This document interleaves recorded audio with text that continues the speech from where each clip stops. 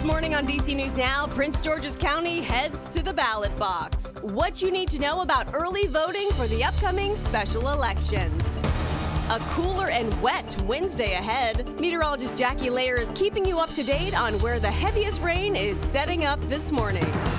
The district divided over the mayor's $20 billion budget. Every choice in this budget is a choice to prioritize the pockets of developers over the people who need services the most. We have looked at these cuts in a way that have, we think, the least impact. How the budget impacts DC from schools to the service industry. And tap and go at Metro, the new way to pay for your commute starting today.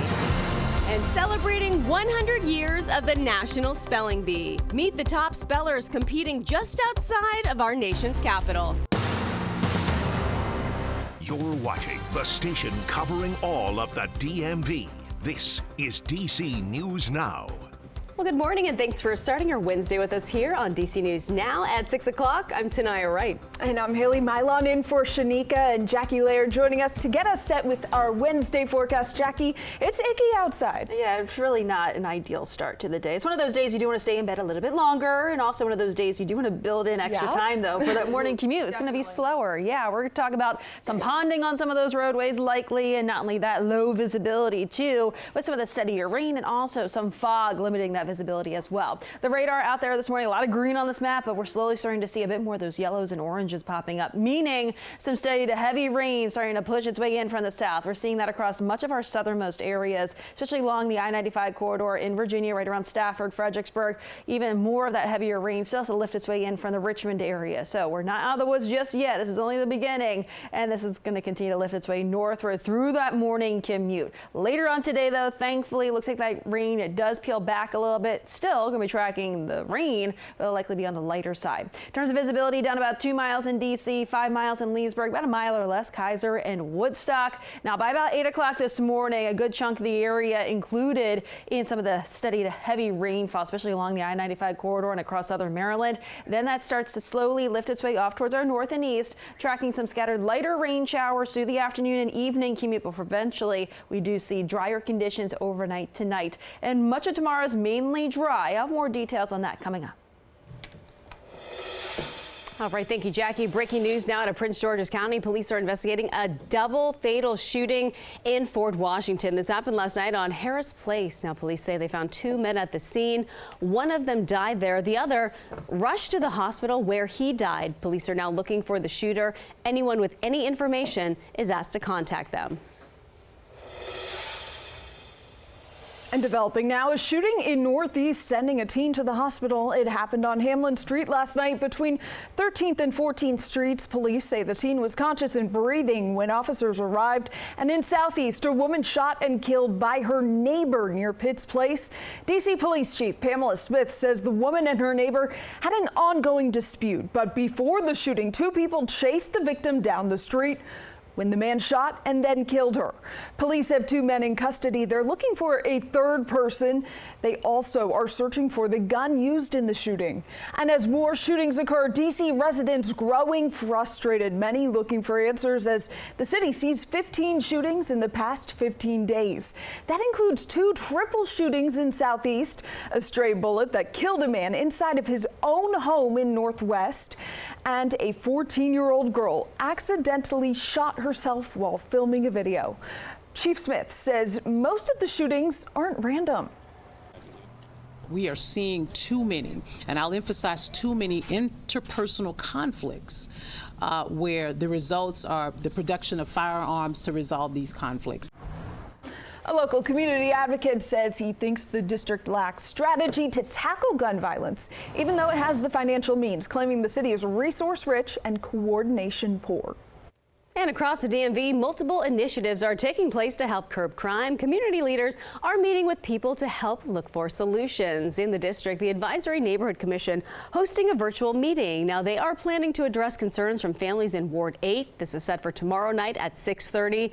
Today in Maryland, Prince George's County is hosting its own meeting on summer crime. This starts at 11:30 and is going to be held at the police headquarters in Upper Marlboro.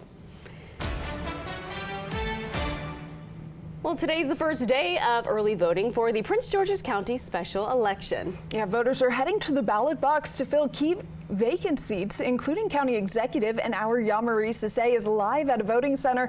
Hey, Yamarie, looks like you're staying dry under an umbrella. How are things looking at this hour?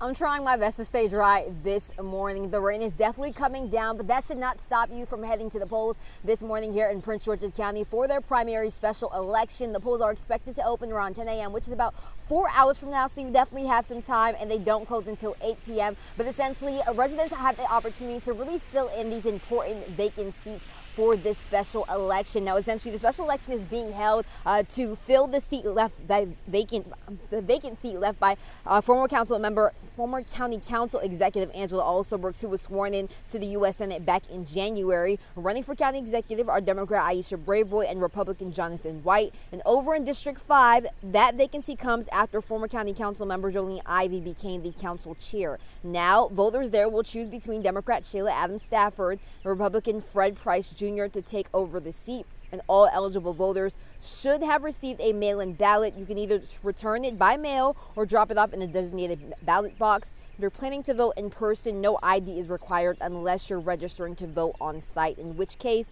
you'll need to bring a valid ID. Now, election officials are urging everyone to come out and cast their ballots. Polls are open from 10 a.m. to 8 p.m. Monday through Friday, from now up until Sunday.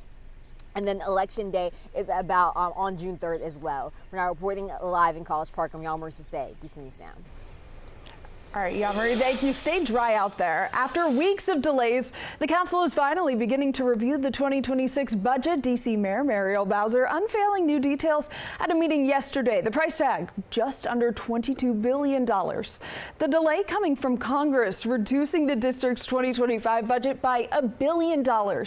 Mayor Bowser proposing spending cuts, slashing government grants, putting a hiring freeze on federal positions, among other cuts. We have looked at these cuts in a way that have, we think, the least impact. We know how to deal with all of these competing pressures, and we've done it calmly. Now, the budget also includes money for teacher raises, parking at RFK Stadium, and hiring police. No layoffs, furloughs, or facility closures are in the budget. Meantime, not everyone is happy with the budget proposal. Many gathering at a rally outside the MLK Library in Northwest. Across the district, many people have taken issue with eliminating the tipped minimum wage, changing eligibility for Medicaid, and not increasing taxes on the wealthy. Every choice in this budget is a choice to prioritize the pockets of developers over the people who need services the most. It's a choice to keep money in the pockets of DC's wealthiest residents while cutting basic support staff in our schools. The council is slated to hold a hearing on the budget proposal tomorrow, but first, the council must vote on the proposal set for mid-July. And starting today, WMATA launching contactless payment for Metro Rail fares. WMATA's Tap Pay Go will allow riders to pay directly at the fare gate. Metro officials are going to hold a ceremonial first tap at Dulles Metro Station this morning at 10 a.m. A major step forward in Maryland to create a multifunctional transportation hub in Montgomery County. Metro saying that Hines will be the developer for the North Bethesda Metro Station. The new project set to create another entrance so riders have easier access to the facility. WMATA says the developer has the goal of giving people a better experience by increasing safety, access to Metro, and building more affordable homes in the area and increasing ridership. Want to be a state where people can actually get to where opportunity lies and people are not trapped. We want to be a state that people also don't necessarily need to rely on cars in order to get where those opportunities might exist. The goal is to wrap the project by 2029. And if you are heading to see Metallica at Northwest Stadium today, Metro says it's got you covered. The trains will get you home even if the concert runs past normal service hours. WMATA says you'll have to enter at the Morgan Boulevard or downtown Largo stations, and the other stations will be exit only. The M72 World Tour is set to showcase Metallica's signature 360-degree stage setup. Well, give and you shall receive. In Maryland, that is. Montgomery County offering free ride the bus trips if you donate canned goods, or boxes of cereal. You just need to drop off the non-perishable foods in a bin on the bus, and then your fare is going to be waived. It's in partnership with Ride On and Manna Food Center, which will then give out the items to families in need. Organizers say they've seen an increase in people who need help with food following federal layoffs and cuts to food assistance programs. As the need is becoming more pronounced in the community, we'd love to double that amount and get as much food into the food system as we can. It really is important to remember how important food is. Food is love, food is support, food is caring, food is giving. And so by doing this, you are imparting all of that on so many people who find themselves in tough times. This is the 32nd year for the food drive. It continues until Saturday. Organizers hope that top last year's donation of more than 2,000 pounds of food.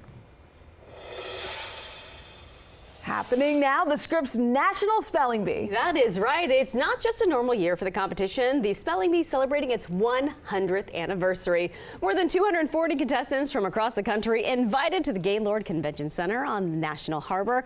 This started yesterday and will end tomorrow night. 60 kids already eliminated with 180 remaining. Just know there might not be just one winner. Back in 2019, the bee ended with an 8-way tie. So good luck to everyone out there. Your time now. Coming up on 6:11, tariff confusion could be giving criminals the opportunity to steal your cash. After the break, we are stretching your dollar so you don't lose big bucks. Plus, one visitor to a Prince George's County neighborhood just barely hanging on. How animal control handled the situation. But first, we are taking a live look outside. Jackie, oh, yikes. It is a foggy and rainy start to our morning. Yeah, so really not nice out there to kickstart your Wednesday. We're tracking soggy conditions, that low visibility like you mentioned, and yes, that rain likely continuing and will be heavy at times through that morning commute. More details on that and how much rainfall you can expect as we look ahead towards the next few days. That's all right after the break.